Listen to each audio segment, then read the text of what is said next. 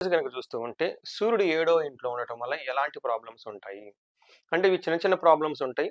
అవి ఎలా ఉంటాయంటే సామంత జన విద్వేషః దారాపీడ సుధామయం ఉత్సాహ భంగకారిణి గోచారస్తే సప్తమే రవి అని మనకి సంస్కృతంలో మహర్షులు చెప్తారు. దాని మీనింగ్ ఏంటంటే సామంత జన విద్వేషః మీ దగ్గర ఉన్న ఎంప్లాయీస్ కానివ్వండి, సబార్డినేట్ కానివ్వండి, ఎవరన్నా ఉంటే మీకు సపోర్ట్ చేసేవాళ్ళు ఎవరన్నా ఉంటే వాళ్ళు మీకు సపోర్ట్ చేయకుండా సడెన్‌గా వాళ్ళు మీకు అందుబాటులో లేకుండా ఉండి ఇబ్బంది పడే పరిస్థితుల అవకాశం ఎక్కువ ఉంటుంది. దీనితో పాటు ధారాపీడ సుతామయం అని చెప్తారు. అంటే ఏంటి? భార్య ద్వారా భార్యలకు హెల్త్ బాగుండదు అని గమనించుకోవాలి. అంతేకాకుండా ఉత్సాహ భంగకారి. మీరు ఎనర్జిటిక్‌గా హై లెవెల్ ఉత్సాహంగా ఏదైనా పని చెయ్యాలని ఆ పనికి ఆటంకాలొచ్చి మిమ్మల్ని నిరుత్సాహపరిచే అవకాశం చాలా ఎక్కువగా ఉంటుంది. సో, ఓవరాల్‌గా ఫిజికల్‌గా చూసుకుంటే చాలా టైర్డ్‌నెస్‌గా లేజీగా ఉండే అవకాశం ఎక్కువ ఉందని గమనించుకోవాలి. సూర్యుడు వల్ల అంత పెద్ద పరిస్థితులు పెద్ద పెద్ద ప్రాబ్లమ్స్ అయితే ఏమీ రావని మీరు గమనించుకోవచ్చు.